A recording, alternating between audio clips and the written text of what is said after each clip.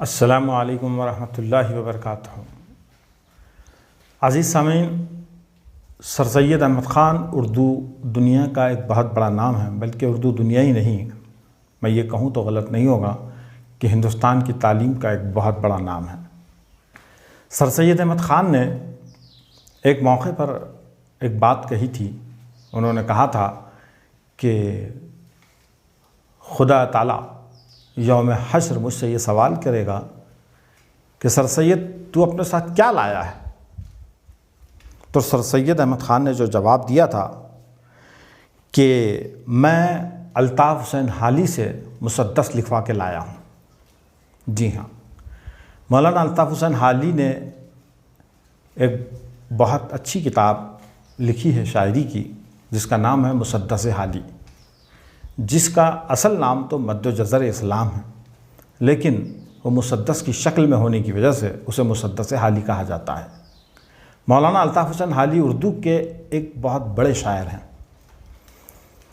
انہوں نے اقبال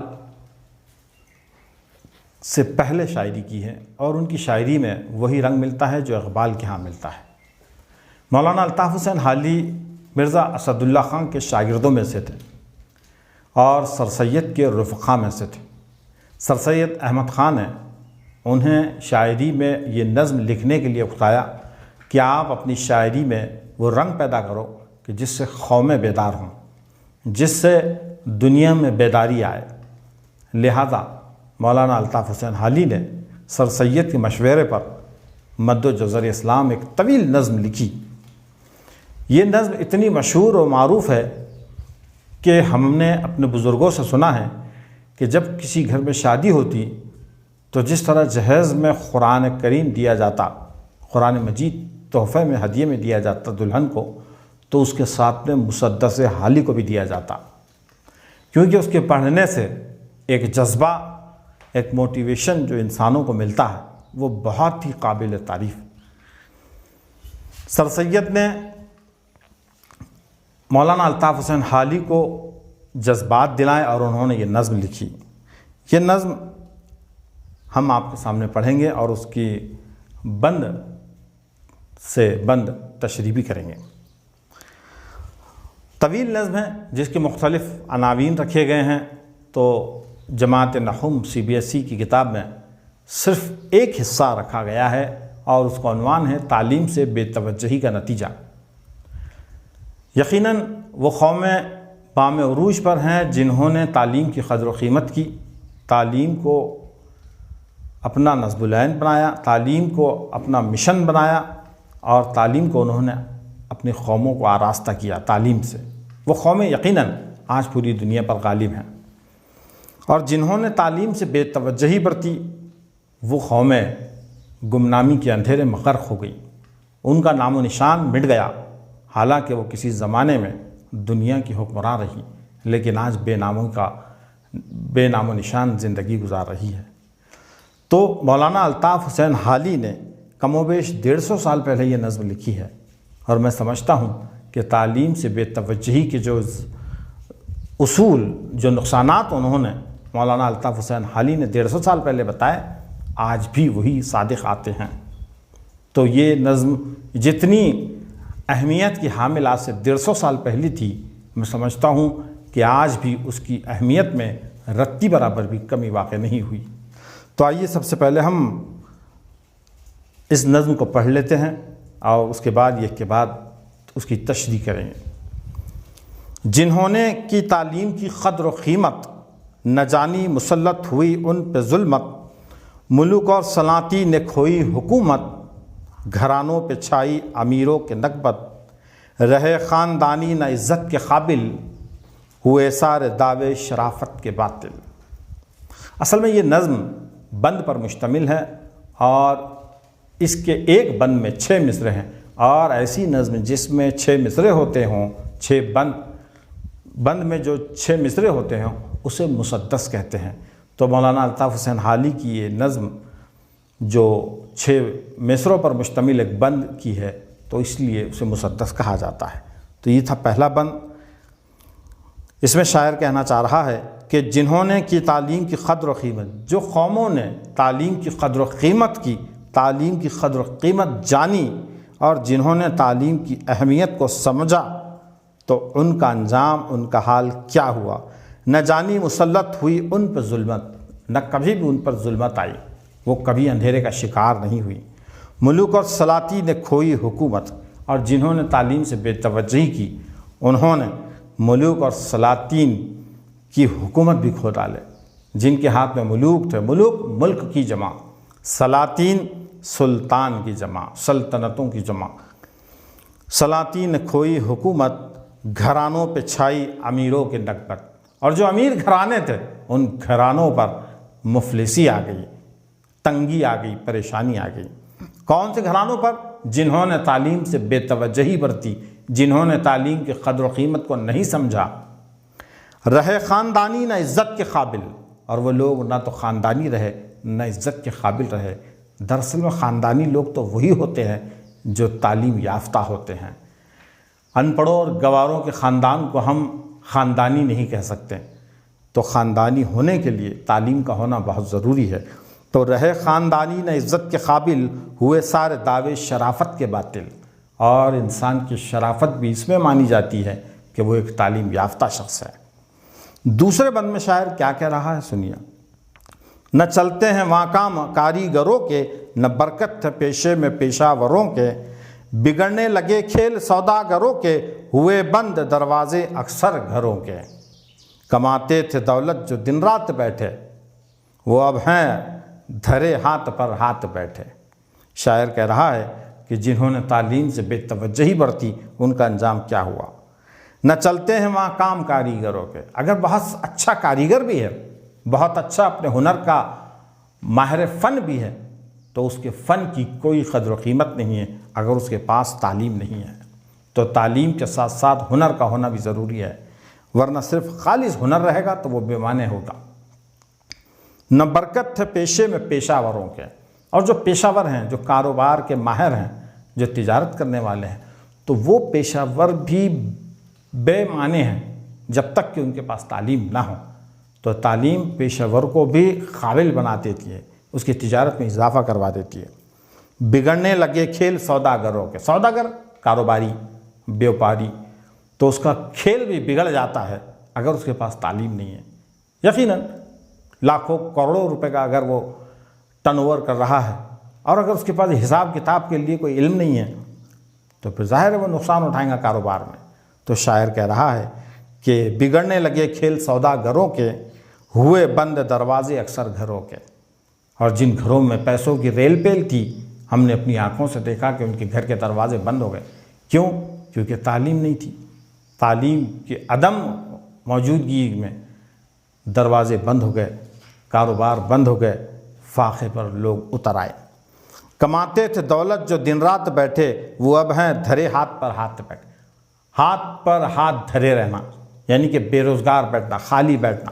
تو شاعر کہہ رہا ہے کہ لوگ ہاتھ پر ہاتھ دھرے بیٹھ گئے ہیں، کام بہت ہے لیکن تعلیم نہ ہونے کی وجہ سے لوگ بے روزگار ہو گئے۔ ہنر اور فن وہاں ہیں سب گھٹتے جاتے، ہنر مند ہیں روز و شب گھٹتے جاتے، ادیبوں کے فضل و ادب گھٹتے جاتے، طبیب اور ان کے مطب گھٹتے جاتے۔ ہوئے پست سب فلسفی اور مناظر، نہ ناظم ہے سرسبز ان کے نہ ناشر۔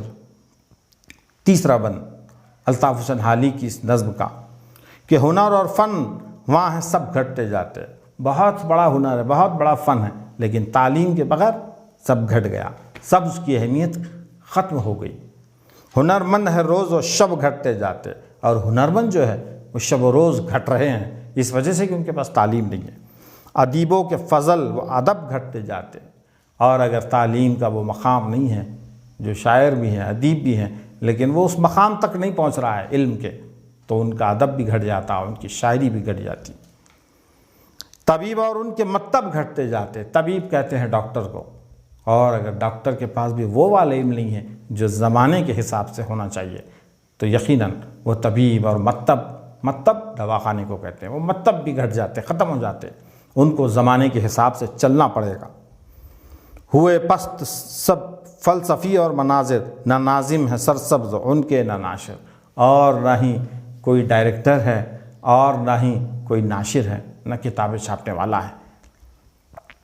اگر ایک پہننے کو ٹوپی بنائے تو کپڑا وہ ایک اور دنیا سے لائے، جو سینے کو وہ ایک سوئی منگائے تو مشرق سے مغرب میں لینے کو جائیں، ہر ایک شے میں غیروں کے محتاج ہے وہ، میکینکس کی رو میں تاراج ہیں وہ۔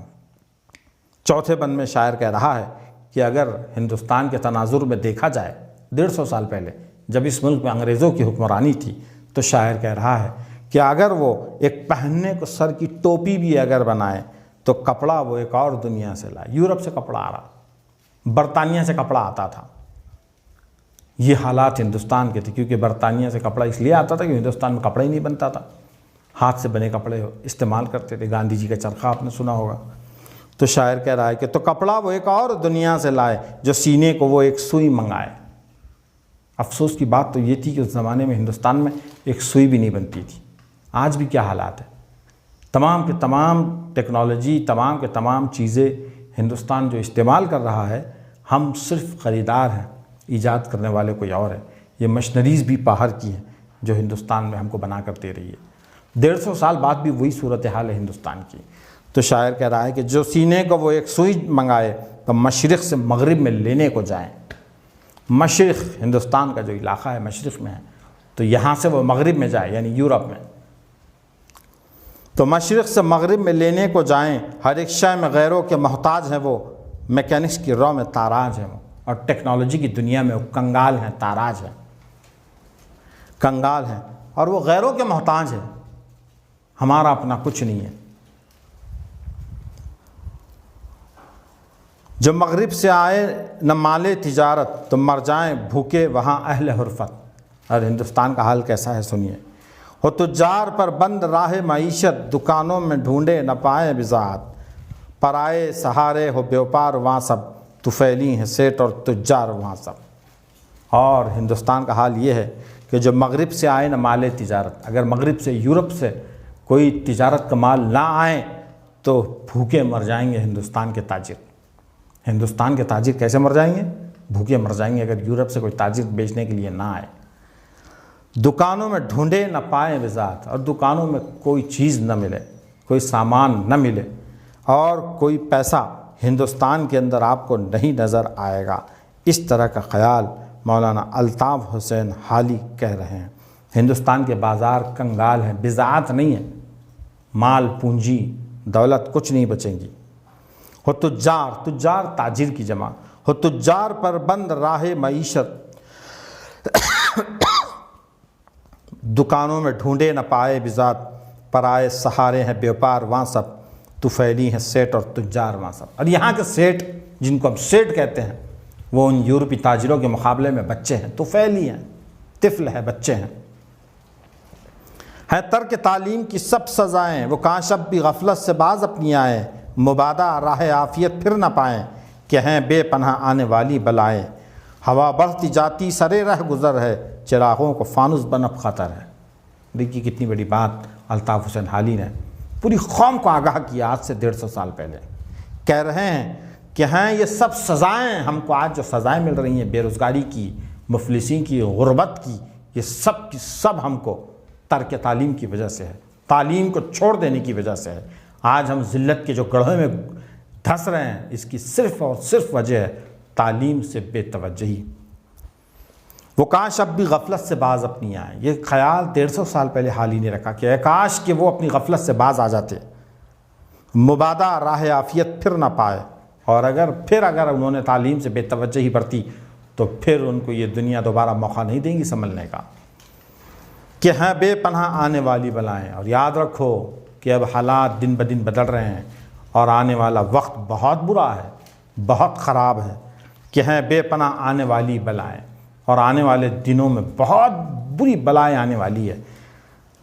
ہوا بڑھتی جاتی سرے راہ گزر ہے، چراغوں کو فانوس بنب خطر ہے۔ کتنی پیاری بات کہی اس شعر میں کہ ہوا بڑھتے جاتی ہے، بہت تیز ہوا ہے، قوم کا چراغ ہے وہ بجھنے والا ہے تعلیم کی بے توجہی سے، لہٰذا جلد از جلد اس قوم کو فانوس بنا دو۔ فانوس چراغ پر جو حباب آتا ہے، جو کانچ کا گولا آتا ہے، جو ہوا سے آنکھ کی اس چراغ کی بتی کی حفاظت کرتا ہے، تو شاعر کہہ رہا ہے کہ جلد از جلد قوم کے اس چراغ کو فانوس بنانے کی ضرورت ہے، فانوس بننے کی ضرورت ہے، ورنہ مبادا وہ وقت دور نہیں کہ قوم کا یہ چراغ بجھ جائے۔ آخری بند میں شاعر کہہ رہا ہے، کیا کہہ رہا ہے سنیے۔ لیے فرد بخشی دوراں کھڑا ہے، ہر ایک فوج کا جائزہ لے رہا ہے، جنہیں ماہر اور کرتبی دیکھتا ہے، انہیں بخشتا تیغ و طبل و نوا ہے۔ یہ بے ہنر ایک قلم چھٹتے جاتے، رسالوں سے نام ان کے ہیں کٹتے جاتے، رسالوں سے ہے نام ان کے کٹتے جاتے۔ شاعر کہہ رہا ہے کہ لیے فرد بخشی دورہ کھڑا ہے۔ فرد بخشی فوج کے اندر ایک سپاہی ہوتا تھا، سپہ سالار ہوتا تھا، جو فوج کو جنگ میں جانے سے پہلے ایک راؤنڈ لگاتا تھا۔ وہ فوج کے اندر جو بہت ہی پرامپٹ نظر آتا تھا اس کو بلاتا اور ایک انعام تحفے میں دیتا تھا۔ وہ انعام دیتا تھا تلوار کی شکل میں، ڈھال کی شکل میں، کہ تمہارا ڈسپلن دیکھ کر میں بہت خوش ہوا۔ تو شاعر کہہ رہا ہے کہ آج وقت بھی اسی فرد بخشی کی طرح ہے۔ پوری قومیں میدان جنگ میں کھڑی ہیں، یعنی دنیا میں کھڑی ہیں، اور وقت چکر لگا رہا ہے، اور جس کسی کو تعلیم یافتہ دیکھتا ہے بلاتا ہے اور انعام سے نوازتا ہے۔ تو شاعر کہہ رہا ہے کہ لیے فرد بخشی دوراں کھڑا ہے، ہر ایک فوج کا جائزہ لے رہا ہے، اور جنہیں ماہر اور کرتبی دیکھتا ہے، ماہر اور کرتبی جن کے اندر ٹیلنٹ وہ دیکھتا ہے ان کو بلاتا ہے، انہیں بخشتا تیغ و طبل و نوا ہے، بلاتا ہے، تلوار انعام میں دیتا ہے، ڈھول تاشے انعام میں دیتا ہے۔ یہ بے ہنر یہ قلم چھٹتے جاتے، رسالوں سے نام ان کے ہیں چھٹتے جاتے۔ اور اگر جو بے ہنر ہیں، بے تعلیم یافتہ ہیں، ان کا نام دنیا کی کتابوں سے چھٹتا جاتا ہے، رسالوں سے کٹتا جاتا ہے، دنیا میں وہ قومیں بے نام و نشان ہو جاتی ہے۔ تو مولانا الطاف حسین حالی کی یہ نظم جو مسدس کے فارم میں لکھی ہوئی ہے، حیت میں لکھی ہوئی ہے، اس کو مسدس کہتے ہیں، بہت ہی آسان اور سلیس زبان میں لکھی گئی ہے۔ اور یہ بات بھی بتاتا چلوں کہ ملک کی ترقی کے لیے تعلیم بہت ضروری ہے۔ دنیا کے وہی ممالک اور قومیں خوشحال اور ترقی پذیر ہیں جہاں کہ شہریوں میں ہر طرح کی تعلیم اور علم و ہنر موجود ہے۔ تو میں سمجھتا ہوں کہ یہ نظم ہم سب کو سمجھ میں آ گئی ہوگی، تمام نے سمجھ لیا ہوگا، اور میں شکریہ ادا کرتا ہوں قیوم دیشمکھ صاحب کا کہ انہوں نے ہم تک یہ ویڈیو پہنچانے میں ہماری مدد کی۔ اور میں آپ تمام سے گزارش کرتا ہوں کہ ہمارے اس چینل کو سبسکرائب کیجئے تاکہ ہمارا حوصلہ بڑھے اور ہم آگے اور اچھے اچھے ویڈیو بنانے میں آپ کا ساتھ دیں۔ جزاک اللہ۔